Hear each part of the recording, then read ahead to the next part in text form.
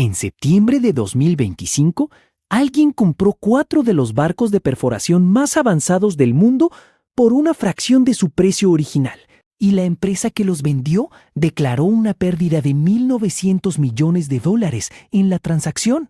El negocio del siglo, dirías tú. Pero hay un detalle que nadie menciona en el titular. Ese comprador, con su ganga recién firmada, despertó al día siguiente con una factura de $200.000. Y eso fue sin haber perforado un solo centímetro de océano. Solo por tener la plataforma flotando. Solo por existir. Y si crees que eso es lo más absurdo que vas a escuchar hoy, espera a descubrir por qué una plataforma comprada por 150 millones puede terminar costándote más que una de 1.000 millones. Ahora bien, antes de entender por qué ese comprador podría arruinarse, necesitas destruir lo que crees saber sobre este negocio. Porque casi todo el mundo tiene la misma imagen mental. Shell, BP, ExxonMobil, Chevron, los gigantes. Las corporaciones que mueven presidentes, financian guerras y deciden el precio de la gasolina que pones en tu auto cada semana. Empresas con flotas enteras de plataformas, ingenieros propios, barcos, helicópteros y taladros que les pertenecen desde el fondo del océano hasta la última tuerca. Esa imagen es completamente falsa. Shell no es dueña del taladro con el que perfora sus pozos. Tampoco BP, tampoco ExxonMobil, ni Chevron, ni Petrobras. Ninguna de las mayores empresas petroleras del planeta es propietaria de los equipos que usa para extraer su propio producto.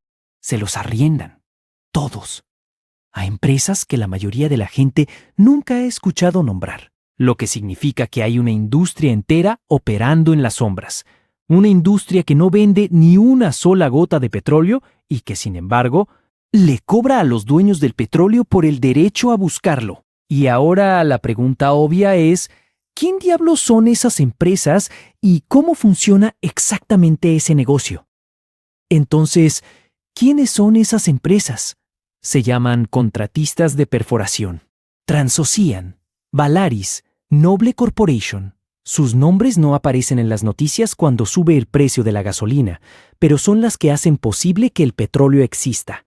Y el negocio que manejan es conceptualmente tan simple que resulta casi ofensivo. Ellas no venden petróleo, no refinan, no distribuyen, no tienen gasolineras. Lo único que venden es tiempo, específicamente días. Tú eres Shell, tienes un pozo en el fondo del Atlántico y necesitas perforarlo. Llamas a Transocean, acuerdan un precio por cada día que su plataforma opere en tu pozo. Y listo. Eso se llama day rate. Y en este momento, en 2025 y 2026, ese número está entre $450.000 y $500.000 por día. Ahora bien, para que entiendas por qué esa cifra importa tanto, necesitas saber que ese mismo día rate en 2016 era de $150.000. Y en 2013 había llegado a $650.000. Mismo barco, mismo océano, mismo taladro. Precio completamente distinto dependiendo de lo que estuviera pasando en una sala de reuniones en Riad ese trimestre. Lo que significa que el dueño de una plataforma no controla su propio ingreso. Lo controla la geopolítica. Lo controla OPEC. Lo controla el precio del barril que fijan hombres que nunca han pisado una plataforma en su vida. Y si crees que con suficiente experiencia puedes anticiparte a esas variables y protegerte, hay un noruego que construyó el mayor imperio de plataformas del mundo que tiene algo muy interesante que decirte al respecto. Ahora viene la parte donde la fantasía se sienta en una silla y la aplastan con una calculadora. Porque sí, un day rate de $450.000 al día suena a máquina de imprimir dinero. En teoría, eso te deja unos $165 millones al año en ingresos brutos. En teoría. En la práctica, antes de que veas un dólar limpio, la plataforma ya te cobró por existir. La tripulación no trabaja gratis. Hablamos de entre 100 y 200 personas cobrando desde 100.000 hasta $500.000 al año. Luego están los helicópteros, que pueden costar entre $15.000 y $30.000 por vuelo, porque mandar gente al medio del océano no funciona con un Uber. Súmale los barcos de suministro a 30,000 o 50,000 al día, llevando comida, agua, combustible y repuestos. Después viene el golpe elegante, el seguro, entre 2% y 5% del valor del activo cada año. Si tu plataforma vale 800 millones, puedes terminar pagando hasta 40 millones solo para que una aseguradora no te sonría cuando el mar decida tragarse algo. Y todavía faltan las inspecciones, certificaciones y auditorías regulatorias, que también muerden una parte seria del margen. Cuando sumas todo, la operación puede quemar entre 70 y 180 millones al año sin perforar un solo metro más de lo acordado. Así que el gran triunfo no es ganar 165 millones. El gran triunfo es no perderlos todos. Y aún así, si todo sale perfecto, tardas unos 10 años en recuperar una inversión de 500 millones. Pero lo peor no es eso. Lo peor es que una plataforma sin contrato no está quieta. Está sangrando. Aquí es donde el negocio deja de parecer un activo elegante y empieza a verse como lo que realmente es: una máquina gigantesca atada con alambre, deuda y petróleo barato. Porque el gancho de este sector no está en venderle un sueño al consumidor final.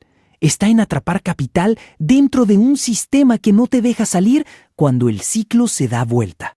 Tú compras una plataforma por 500 millones, firmas un contrato largo, haces tus proyecciones con el barril a un precio razonable y durante un rato todo parece funcionar. Pero el petróleo no firma promesas.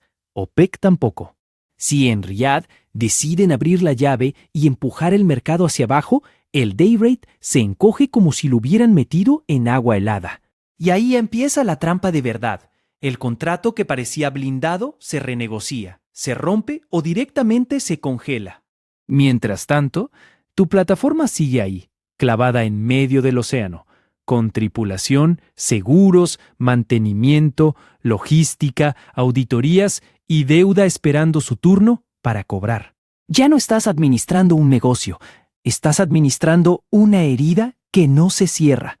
Y eso es lo que hace tan perverso este modelo. El costo hundido no es una teoría de MBA para gente con corbata y café caro. Es una forma de secuestro financiero. Ya metiste 500 millones. Ya pagaste helicópteros, barcos de suministro, técnicos, certificaciones, seguros y reparaciones. No puedes decir, cierro la sucursal y me voy a casa, porque la sucursal está a 3 kilómetros bajo el mar y cuesta millones sacarla de ahí. Cada dólar invertido se convierte en una razón más para no abandonar, aunque el negocio esté empeorando. Por eso tantas compañías siguen operando activos, que en cualquier otro sector ya habrían sido liquidados. Porque salir tarde duele más que seguir perdiendo. Y lo más irónico es que este encierro no termina cuando el activo está trabajando. A veces, justo ahí empieza el problema más grande. Porque el mismo contrato que hoy te hace sentir invencible mañana puede convertirse en una trampa de concreto. Ahora sí, entra el hombre que convierte este negocio en una novela de avaricia con traje caro: John Fredriksen. El tipo no era un aficionado improvisado ni un turista del petróleo. Era una bestia del shipping, un noruego con décadas de reputación, dinero y credibilidad acumulada hasta el techo. Y justamente por eso, el golpe duele más. Porque cuando alguien con esa fama construye ese adril, la jugada parece casi insultantemente lógica. Endeudarse fuerte, comprar o construir una flota enorme y vivir del cash flow mientras los day rates están arriba. Si el mercado sigue caliente, la deuda se paga sola y el imperio crece como si fuera invencible. Ese es el espejismo. El negocio invisible no era solo cobrar por día, era apalancar el futuro con dinero prestado y confiar en que el ciclo alcista duraría lo suficiente para que el universo hiciera la parte aburrida: pagar la cuenta. Pero en noviembre de 2014, el mercado hizo lo que siempre hace cuando alguien se pone demasiado cómodo. El barril cayó de 110 a 30 dólares. Y con él se fue también el día mágico de los $650,000. El day rate se desplomó hasta 1.50.00, y la ingeniería financiera que había levantado el imperio empezó a comerse a sí misma como un perro en pánico mordiendo la propia correa. Frederiksen no quebró por no entender el negocio. Quebró por entenderlo demasiado bien y apostar a que el siguiente ciclo le iba a regalar tiempo. Ahí está la trampa. Cuando todo depende de que el mercado no te abandone, tu estrategia ya tiene fecha de caducidad. Y aún así, si sobrevives a la deuda, al petróleo y a los contratos, queda algo todavía más bruto. Porque hay un enemigo que no negocia, no firma y no respeta tu balance general: el hierro, el fuego y el mar. Aquí es donde el negocio deja de parecer una industria y empieza a parecer una mesa de póker con 3 tipos repartiendo las cartas mientras los demás creen que están participando. Porque sí, el mercado de plataformas está concentrado en pocos nombres, y los 3 que de verdad mandan son Transocean, Valaris y Noble Corporation.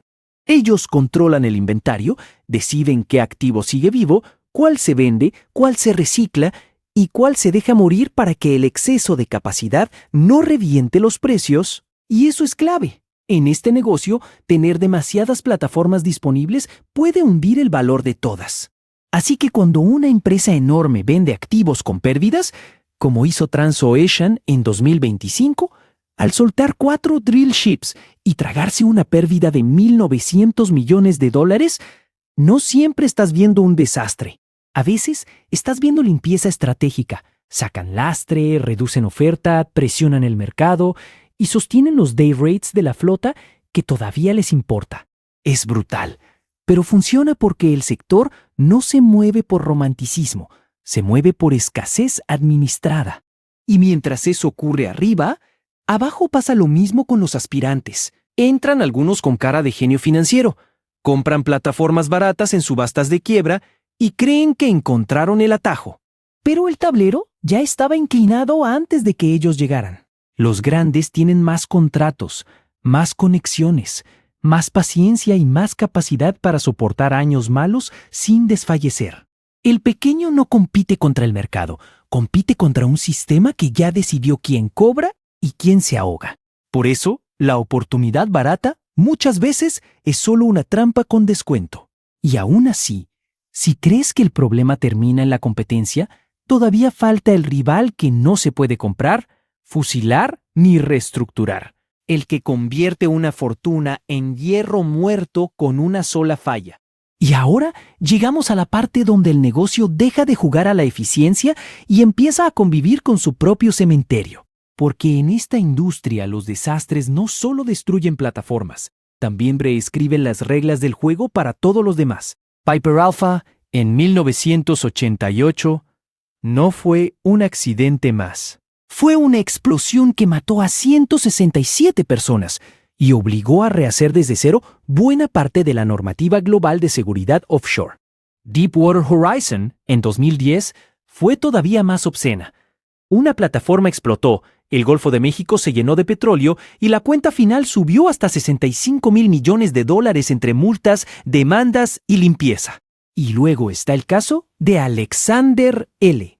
Kielland, en 1980, 123 muertos, porque una grieta en una soldadura había estado ahí desde el diseño, escondida durante años como una broma macabra escrita en acero. No es solo tragedia, es ingeniería fallida convertida en costo permanente. ¿Y qué pasa después de cada una?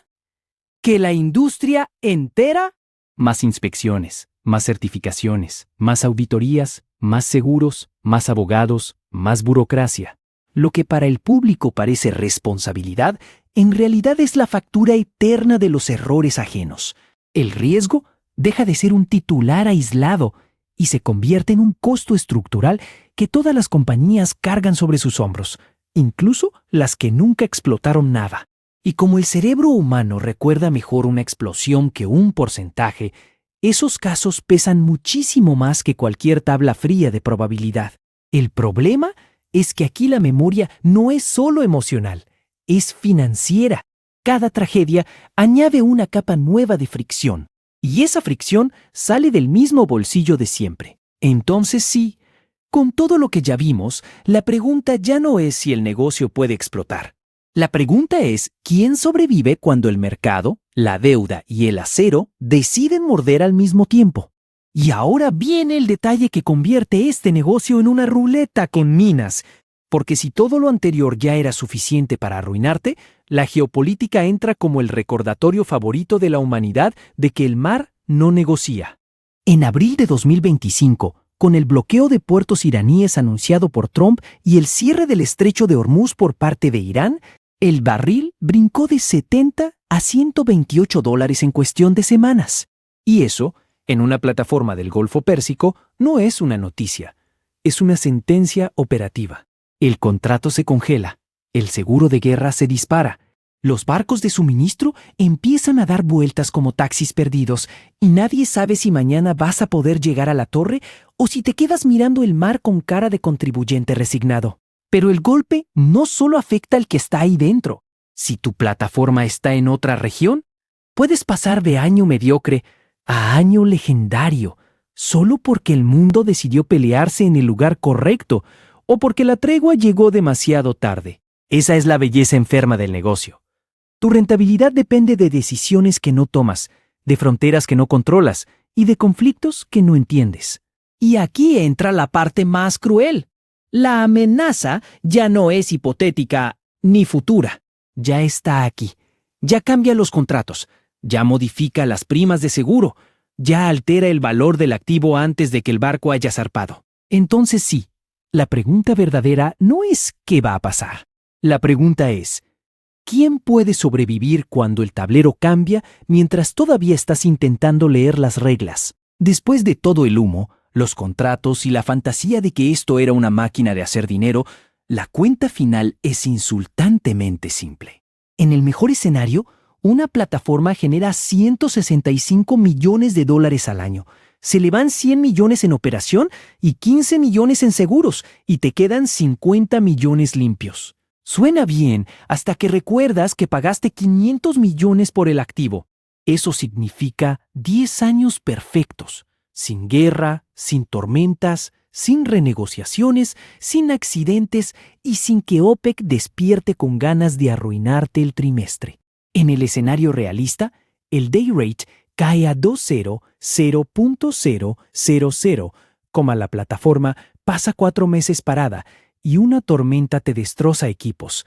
El año termina en menos 40 millones. La diferencia entre un año bueno y uno malo puede ser de 90 millones. Ahí está la verdad desnuda.